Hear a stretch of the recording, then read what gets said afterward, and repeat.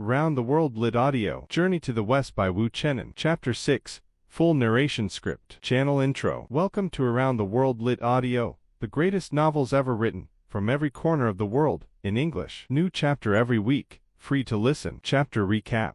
In Chapter 5, Sun Wukong crashed the peach banquet, ate the pills of immortality, and defeated every army heaven could send. The Buddha arrived and made him a wager.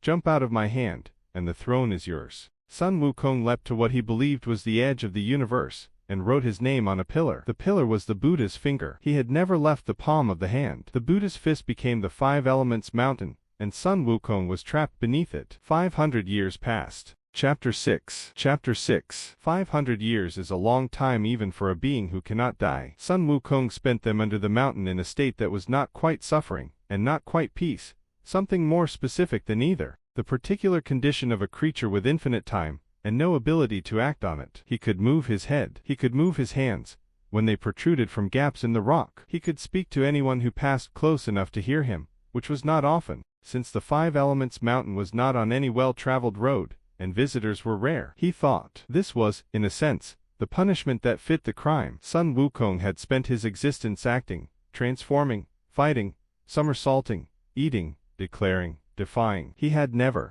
in any sustained way, simply thought about what he had done or why. The 500 years under the mountain gave him nothing else to do. He thought about the peach banquet, about the pills of immortality, about the celestial armies and the Buddha's wager, and the specific humiliation of discovering that the universe he believed he could traverse fit inside a single hand. He did not entirely regret what he had done. He had been, in his own understanding, asserting something true, that talent and power deserved recognition, that the hierarchy of heaven was arbitrary in ways that did not reflect actual capability, that he was, by any reasonable measure, extraordinary and had been treated as ordinary. But he began, across the 500 years, to understand something else as well, that being extraordinary and being wise were not the same quality, and that he had confused them for most of his existence, assuming that strength and cleverness entitled him to whatever he wanted, without asking whether wanting it correctly mattered as much as having the power to take it. This was not a complete transformation. Sun Wukong did not emerge from under the mountain a sage, but something had shifted, in 500 years of enforced stillness, that had not been present before,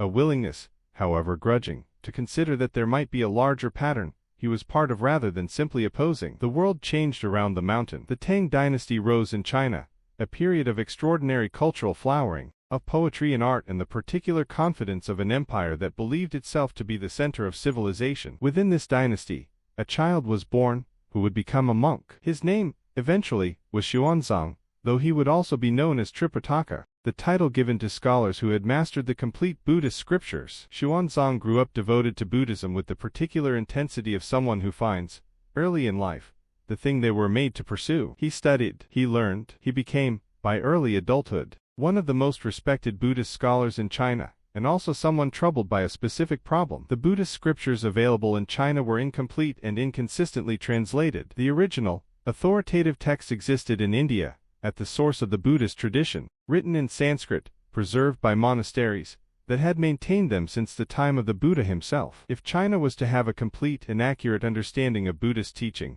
someone needed to travel to India and bring the scriptures back. This was not, in practical terms, a reasonable proposition. The journey from China to India crossed deserts, and mountains and territories controlled by bandits and hostile kingdoms. It would take years. Most who attempted it did not survive it. Xuanzang decided to attempt it anyway. He petitioned the Tang Emperor for permission and support. The emperor, a practical man, concerned with the complexities of governing a large empire, was initially reluctant. The journey was dangerous. The diplomatic complications of a Chinese monk traveling through foreign territories were considerable. But Xuanzang's devotion was evident, and the potential benefit, a complete and accurate Buddhist canon, properly translated, available to guide the spiritual life of the empire, was significant enough that the emperor eventually granted his blessing, along with formal letters of introduction and whatever practical support could be arranged. This was, however, only the official version of how the journey began. The deeper version, the version the novel actually tells, involves the bodhisattva Guanyin. Guanyin was a being of immense compassion, one of the most beloved figures in Buddhist tradition, who had been tasked by the Buddha himself with finding someone suitable to make the journey to India and retrieve the scriptures, and with arranging the disciples who would protect that person along the way. She had been watching for some time. She had observed Xuanzang's devotion and recognized in him the qualities the mission required: sincerity, discipline, and unshakable commitment to the Buddhist path. She arranged, through means both subtle and direct, for the emperor to become aware of the journey's importance, and for Xuanzang to be selected as the one to undertake it. But a monk of devotion and discipline, however admirable, was not sufficient protection for a journey through dangerous territory inhabited by demons, bandits, and supernatural threats of every kind. Guanyin needed disciples, beings of sufficient power to protect the monk, who themselves needed redemption for past transgressions, and would earn that redemption through service on the journey. She thought of the mountain in the eastern sea. She traveled to the Five Elements Mountain. Sun Wukong, sensing a presence of considerable power approaching, called out from beneath the rock. He said, "Who is there? Has someone finally come to release me?" Guanyin looked at the mountain, at the small visible portions of the creature trapped beneath it, the head and the hands that were all that could be seen of a being who had once shaken the foundations of heaven. She said, "I am Guanyin. I have come to ask whether you have learned anything in your 500 years under this mountain." Sun Wukong considered the question with more care than he would have given it 500 years earlier. He said, "I have learned that strength without purpose causes more harm than good. I have learned that I mistook power for wisdom. I have learned that being trapped gives you considerable time to think about things you should have thought about before you were trapped." He said, "I would like to be released. I would like to do something with my abilities that is more than simply proving I have them." Guanyin listened to this with the particular attention of someone evaluating whether a transformation is genuine or merely convenient. She said, "There is a monk traveling from China to India to retrieve sacred scriptures. The journey is dangerous. He will need protection. If you commit to serving and protecting this monk throughout the journey, I will arrange for your release, and your service will be the means by which you earn redemption for everything you have done." Sun Wukong said, "I accept." He said it without hesitation, with the directness of a creature who has had 500 years to consider his answer, and has arrived at it with genuine conviction rather than mere expedience. Guanyin said, "Then wait. The monk is not yet ready to begin his journey. When he passes this mountain, you will be released, and your service begins." She continued on her way, having arranged one piece of a larger plan that was still in its early stages, taking shape.